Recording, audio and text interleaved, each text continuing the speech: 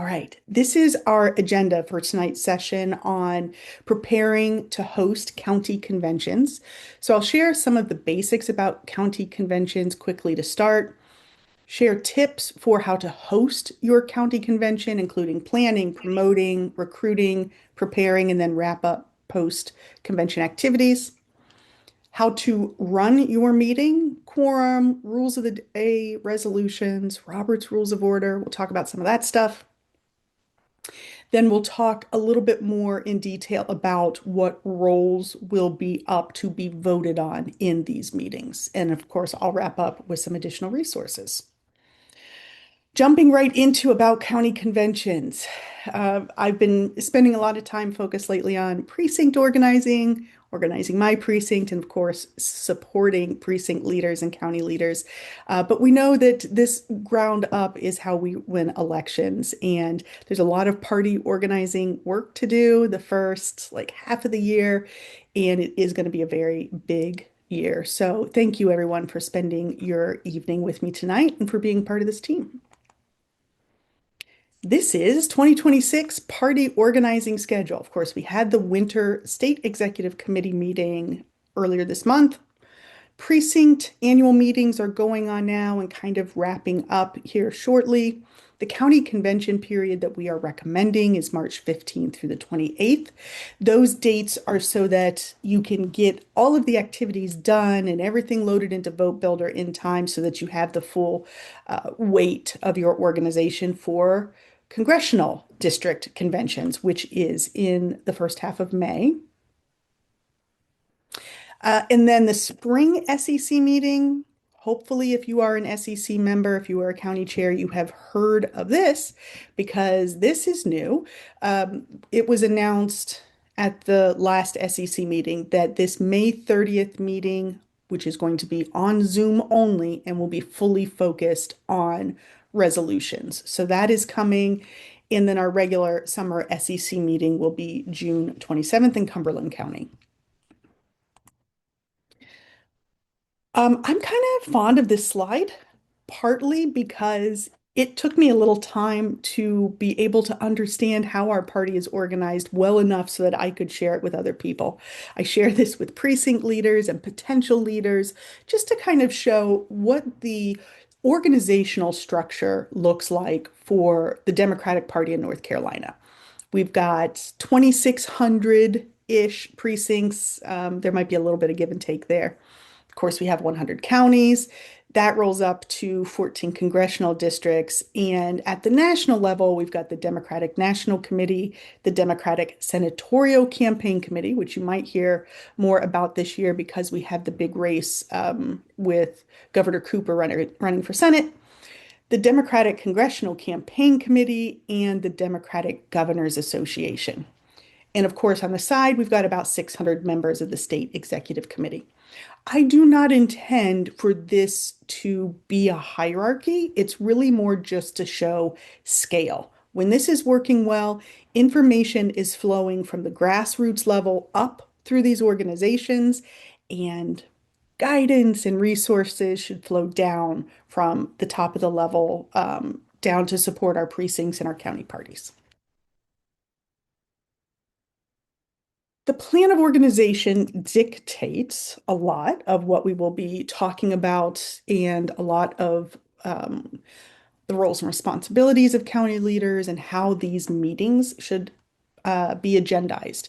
So the plan of organization does specifically list what things should be covered in which years. Pages 22 to 32 of this most recent version is what covers county organizing, and this was updated after the February 7th SEC meeting. So that is the most recent version of the document. In the last day or two, Nye got information up on our website to support county convention organizing. There is a special website that is ncdp.org/2026 county conventions. So you can either bookmark what I just sent you, or I think Nye has emailed it as well, or you can try to remember that URL and type it in. There are a lot of resources on there. And to be honest, that website goes into more detail even than what I'm going to cover tonight.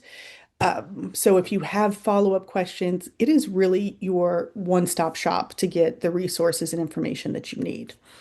I also dropped the link in the chat for the county convention packet, and this outlines the specifics about what county convention should be like this year. I mentioned at the top that county organizing looks a little different in every county, but overall, we've got the same objectives no matter what county you're in. First, two of the benefits here are creating an opportunity for like-minded Democrats to get together, to commiserate, to network, to support each other, just to be in fellowship with each other. And we also want to inspire volunteers with the vision for the rest of this year, next year. What does the future look like, and what is hopefully growing and building in your county? Those are kind of soft goals. Then we have specific items that are in the agenda.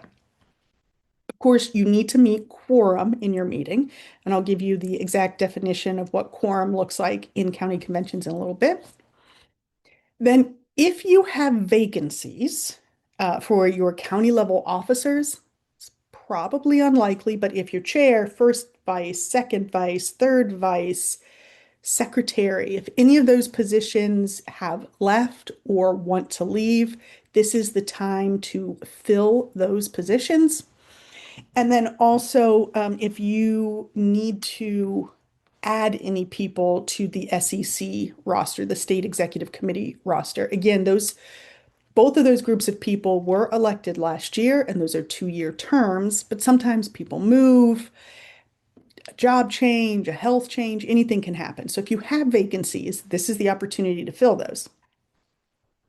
Then you will be electing delegates to the district convention, to the state convention, which will also be this summer. I don't know yet if it's going to be the same day or the day after the summer SEC meeting. Nye's working on that. And also elect representatives to the district executive committees. I'm going to talk more about all three of those types of elections and roles in a little bit. It's also an opportunity to vote on resolutions and any platform changes. Finally, donations. So we are not collecting sustaining funds this year. Chair Clayton really hopes that in even number years, we don't have to collect sustaining funds and that the counties can keep that money to fund their operations. I see some applause. I think it's fantastic. Um, but that doesn't mean you shouldn't ask for donations. It takes money to run county parties. So use this opportunity when you've got a lot of people together to fundraise for money that you will keep in your counties. It takes money to run this work, so don't let that opportunity get past you. Those were some basics about county conventions. I'm going to talk next about tips for hosting your convention. Before I move on, what questions are there?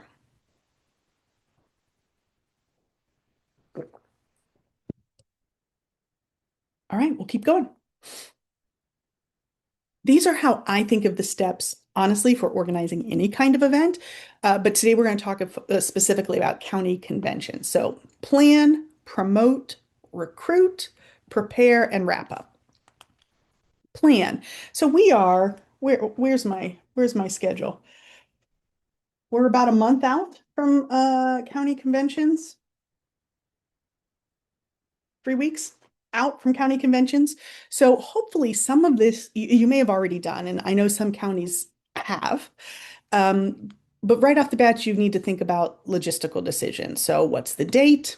Is it going to be in person? Is it going to be virtual only? Will it be some kind of hybrid format? I encourage you to read the parts of the plan of organization that is around county conventions. Good to read that. And help us promote your county convention. So I'm dropping a link in the chat. We promote the information so that general Democrats can sign up for county conventions on our website. I can tell you I promote it in all of my other trainings. We get questions from people all the time who say, how do I find my county convention? So fill out that Google form and let us know how you are planning, when, how people to sign up for your county conventions, because then we put it on this document, find your county convention, and that is public facing so that maybe you can get some new people, some fresh blood in the mix attending your county convention. When it comes to promotion, in addition to telling us what you've got going on so we can help, post notices about your meeting. Put it on your social media accounts, put it on your website. If you have a regular email or an email list, include information in your email. Everyone who has been elected at precinct meetings to serve as a county convention delegate, they should get an email inviting them and giving them the details of the event. So make sure that you do the data entry or have done the data entry after precinct organizing. If you tagged people as instructed as 26 county convention, might be delegate, convention delegate. If you use that activist code, you can pull a list and make sure you send that information to people. Also, maybe send a press release if you have a local paper, a local radio station, whoever you have. Maybe there's a community blog where people go to get their news. Send information about your event there. When it comes to recruitment, I'm going to talk about this in two ways here. First is recruit people you might need to fill some of these roles. So if you don't have, I don't know, a third vice chair and you don't have anybody that you know is interested in that, you might need to do some recruitment and think about who you know in your network, who has attended events in the past that you could recruit for that role. Also, for these district executive committees that I'll be talking about in a little bit. Treasurers are, of course, appointed, not elected, and therefore their terms don't end. They can continue serving. It's a pretty specialized skill set. We're always looking for more treasurers for candidates and for county parties, but if you have a gap there, you might need to do some recruitment work around there. And do you have some key volunteer roles that you want to recruit somebody maybe to do the data entry for your county convention? Someone to serve as the chair of your fundraising committee. It's not sustaining funds this year, but of your fundraising committee. So one way I'm talking about recruitment is think about who you might need to fill these roles. I also think about recruitment in terms of getting butts in seats. And promotion and sending information out to people is one part of this. But if you really want people to show up for an event, I recommend picking up the phone and inviting them. So you could work with your regional organizing director, come to my Friday office hours, and we can help pull a list for you to build a phone bank so that you can invite people, particularly if you are worried about maybe not having enough people or if you're just trying to build your Democratic volunteer base in your county. This is a good event to invite new people to so they can get network and get to know people. Prep. So plan your agenda for your county convention, and there is a sample agenda included in the packet, the county convention packet. So feel free to use that as a starting point and adapt it as you need to. Maybe you ran the county convention last year and you've got that agenda that you can update. So take a look at that. Also, if you are the chair or you will be speaking, plan your remarks. There will be an opportunity, maybe multiple opportunities for you to talk about your accomplishments in 2025, talk about what you're looking to accomplish in 2026 in particular and into the future. It's important to me to always think of this work as being every year activity. It needs to be sustainable. It needs to be consistent. We don't get to clock out on the day after election day in November. This is a long-term fight. So think about what seeds you want to plant maybe for 2027, and then what does the roadmap look like for how you're going to get there? You might also have other people speaking in your agenda in addition to the chair, of course. I encourage you to prepare in advance what your calls to action will be. This is all about building momentum. You're going to have a captive audience, people in the room or on Zoom. What action do you want them to take next after this meeting? It shouldn't just be you showed up, check mark, the meeting's over, we don't see you again for a year. But what else is coming up? Do I have any trainings that are interesting that you want to promote? Do you have events and activities that you want to invite people to? I like to always have at least two things on the schedule at all times on Mobilize so that I can invite people. And if someone says, no, I can't make option number one, great news, we've got option number two as well. So I like to always have some stuff that I can invite people to. So think about what activities do you want people to attend, and then how are they going to sign up for those activities? Will you have paper sign up forms? Will you have a QR code people can scan to sign up for an event? Just think through those logistics in advance.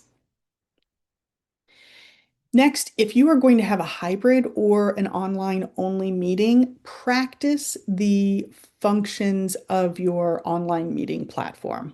I have a very strong preference for Zoom over like Google Meet.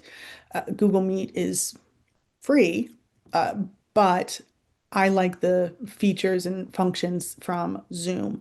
Whatever you're going to use, make sure you're practicing it in advance. Have like a dress rehearsal type Zoom meeting. Make sure you know how to mute and unmute and share your screen, share music, things like that.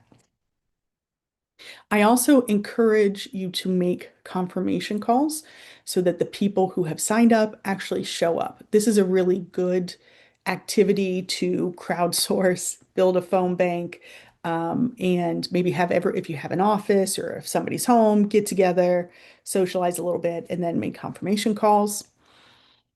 Finally, here, be prepared to collect donations. So, whether you have an Act Blue page and you want to make a little flyer that you put on the tables, or have blank envelopes so that you can collect donations in person. Do you need to make a special Act Blue donation page? Just think in advance of the logistics and mechanics for collecting donations. Finally, when it comes to wrapping up, enter the data, the information from your meeting into Vote Builder within 5 days of having that meeting.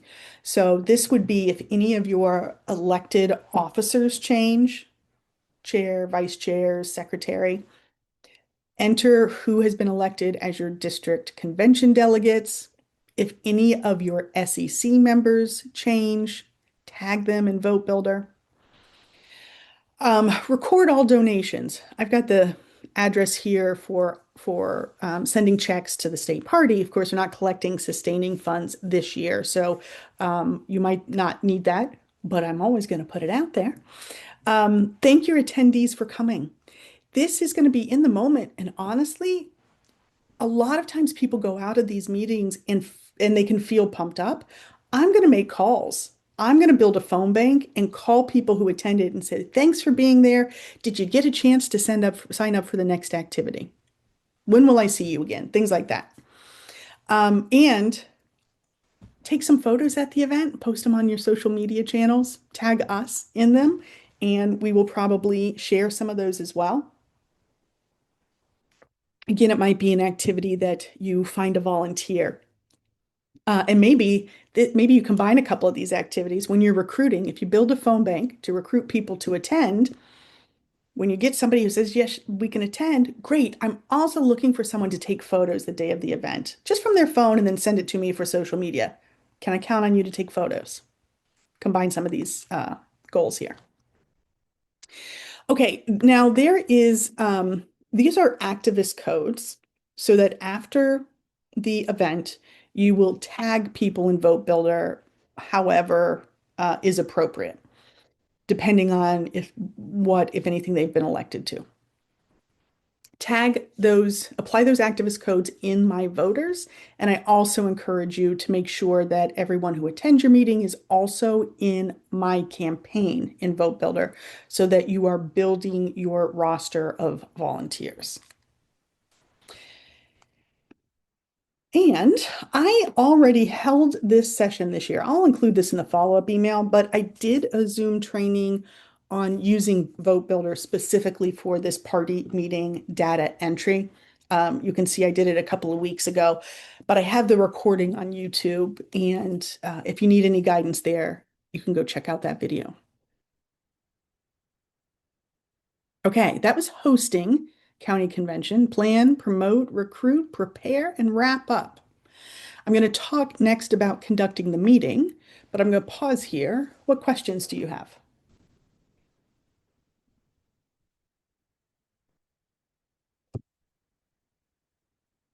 Okay. Oh, wait.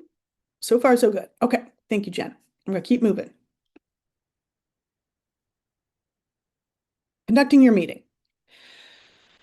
We're going to jump right into quorum. So, this is the guideline for what quorum is at your county conventions.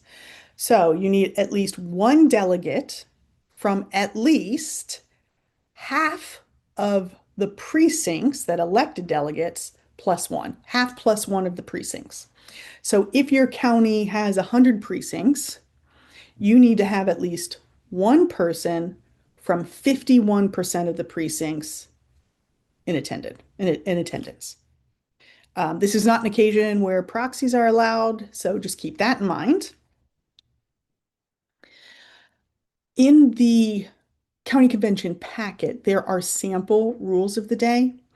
And I think there might be two sets, one for if you're doing an in-person meeting and another set if it's a virtual meeting.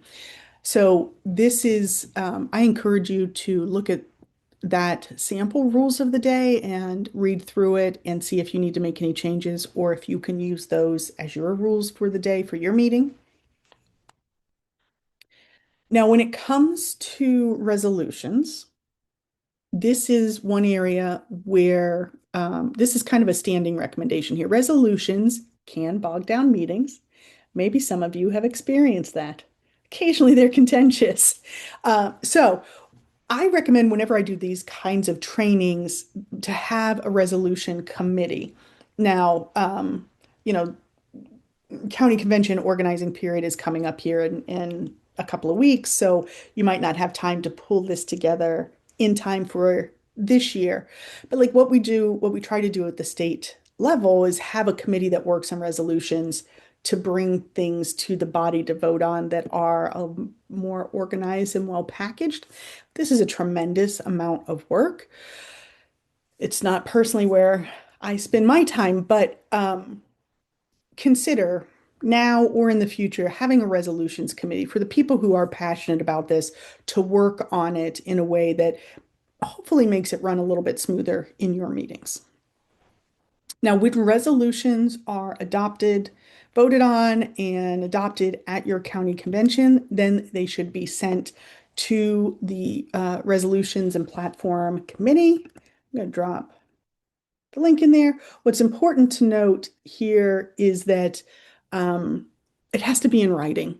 This can't be verbal. It has to be something in writing. And Microsoft Word or a Google Doc or a PDF is really the format that you should have it in to send to the committee. Resolutions are structured in a pretty specific way. And I'm going to share another resource here in a little bit, but you can see there's a title, a preamble, resolving clause, which is what action you are requesting, and then a submission statement. So who is submitting the statement and to which body. So if precincts submit resolutions to the county, then the counties need to take those up on the floor for a vote. And resolutions from precincts that were adopted should be or should have already been sent to the county secretary within 5 days. Excuse me, certified by the secretary and transmitted to the district chairs. There we go. So it'll go from the precinct to the county, from the county to the district, and get those to the district chairs within 5 days of your county convention. That's a mouthful. Okay. There is an example resolution in the convention packet. So if you have resolutions or if you have people in your precincts or in your county now or in the future who want to submit resolutions, share this example resolution template so people can format it appropriately. Robert's Rules of Order. So I did a training, a live Zoom training on parliamentary procedure and Robert's Rules of Order. It's been almost a month ago now. I did it before the state executive committee meeting. I recorded it. It is on YouTube. So this can be helpful either for you and your team as you're planning your convention or for people who are going to attend your convention. You could share that video with them if they have questions about Robert's Rules of Order. I will say that generally the feedback on that session was good. People appreciated it. The caveat I will say is that parliamentary procedure has existed since like the 1500s, and I'm not able to cover all of the information and all of the nuances in a 1 hour Zoom training. So I think it's a decent 101 intro course. It is not comprehensive. There are whole organizations that do really robust, comprehensive. There are people where like this is their job. So just to set expectations there, for someone who has never been in a meeting with parliamentary procedure, I think this could be very helpful. Or anyone who has sat in the meeting with parliamentary procedure and been like, I have no idea what's going on. I recommend that training. Okay, we're just speeding through this content, y'all. So that was information on conducting your meeting, quorum, rules of the day, resolutions, and Robert's Rules of Order. I'm going to pause again for questions.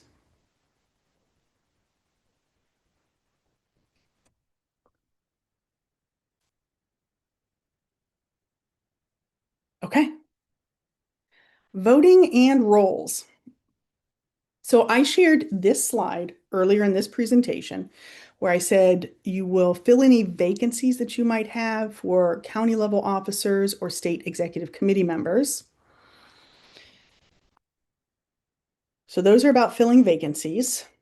Then electing county delegates to these three committees, you will elect delegates to the district convention, to the state convention, and to the district executive committees. So I'm going to talk about those in just a moment. What I want to say first, I'm not going to go through these slides, but I have slides in here that talk about each of these roles and high level what the responsibilities or expectations are. Now, it goes into a lot more detail in the plan of organization, and some counties follow this exactly, and some counties flex, and people work on whatever they can. So that's fine. I have it here in case anybody wants to see it, but I'm not going to read all that. Okay, county delegates to the State Executive Committee, the SEC.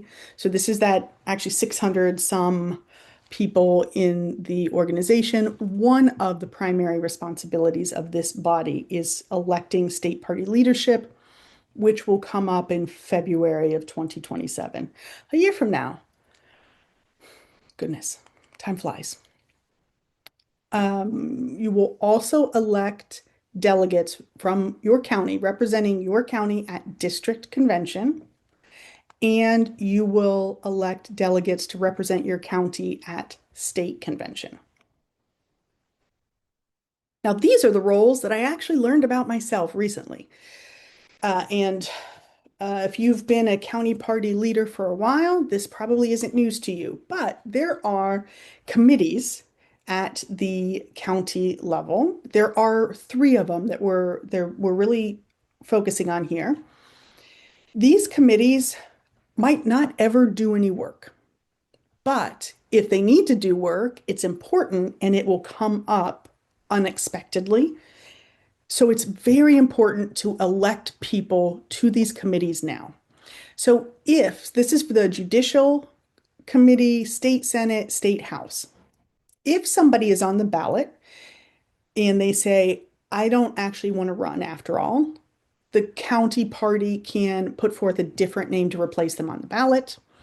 Let's say a judge retires or leaves for whatever reason, the county can make recommendations to the governor of who to backfill that position with. So these groups only have work to do if there is a vacancy. But if there's a vacancy, the clock is ticking. It's very short window. Like if somebody says they're resigning or they're taking their name off the ballot, you've got like 5 days to put forth a new name. So if you don't have these committees created yet, you've only got 5 days to call a meeting, get people in attendance to meet quorum, elect people to the committees, and then have the committees come to a consensus on who they want to put forth for the role and communicate it to the State Board of Elections or the governor's office or whatever. So that's a lot of work to do, which is why these committees really should be elected at your county convention and identified. It goes into more detail in the county convention packet. So if you have follow-up questions on that, you can look in the packet for some more details. Actual statute says they're written, which is not the language I speak. Here is the spreadsheet. I'll put this in the email as well, but this is the spreadsheet for your SEC and district convention delegate totals. So this graphic is from last year where there were some changes based on based on the governor's election. Delegates were recalculated. But it will remind you of what those numbers are in case you need to fill any of those spots.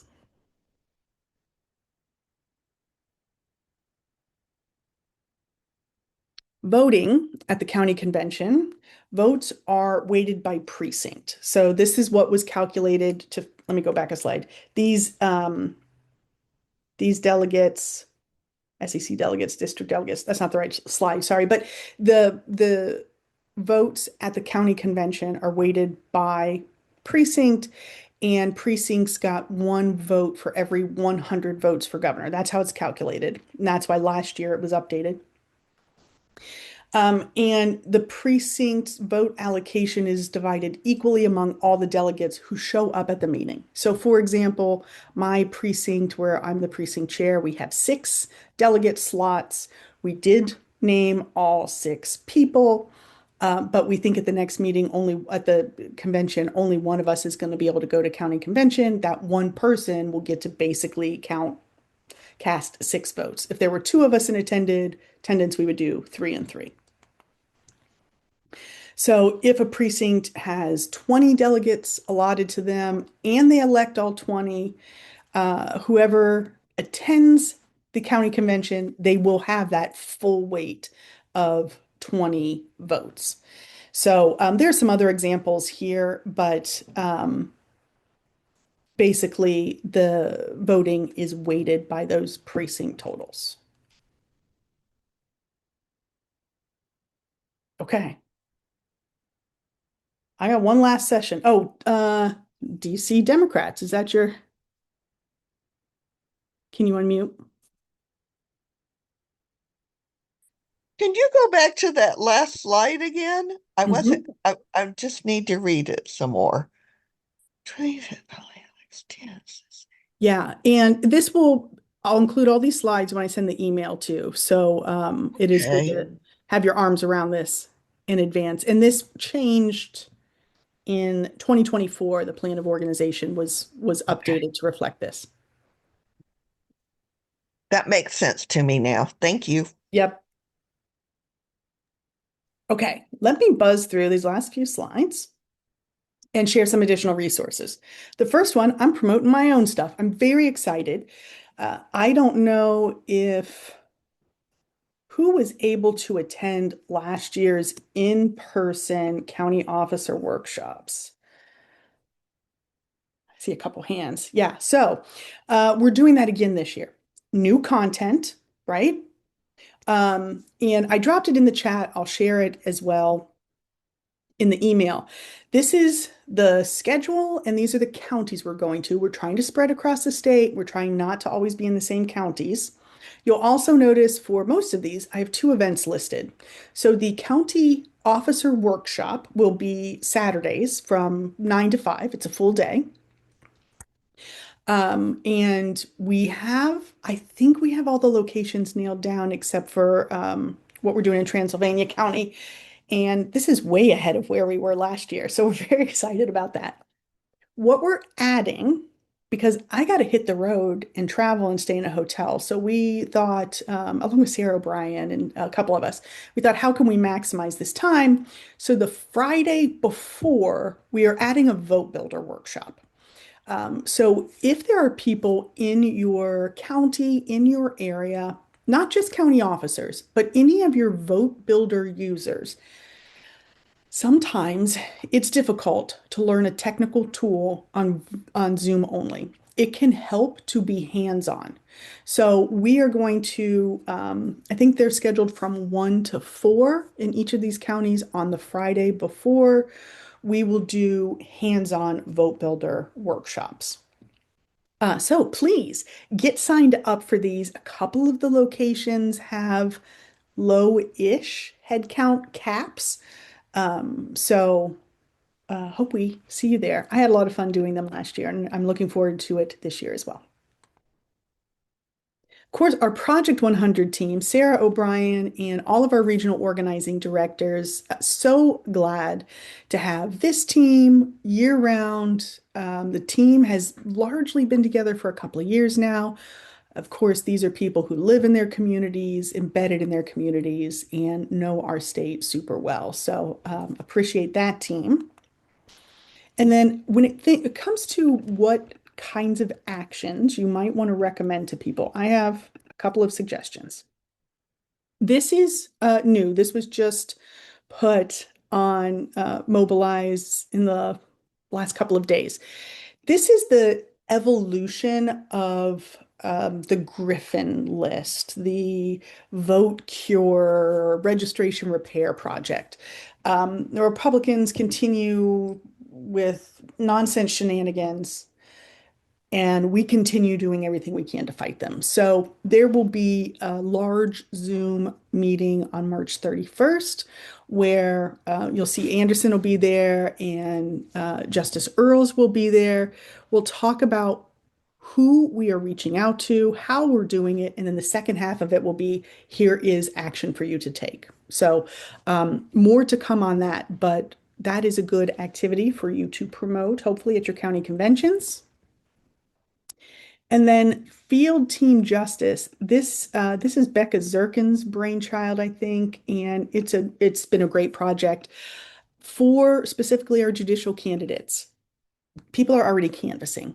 The way Field Team Justice works is instead of everybody meeting on a Saturday at the park and getting your list and go knocking doors, with this program, you can get a list number and knock doors kind of whenever it works into your schedule. And this is specifically for our judicial candidates. So, especially as we've been in primary season, it's wrapping up soon, but being in primary season, this has been a big push for us canvassing. So, this is another activity that you could potentially promote with your convention attendees.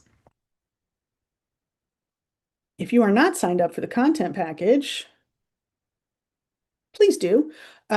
This is information on messaging, graphics you can use on your social media accounts, things like that.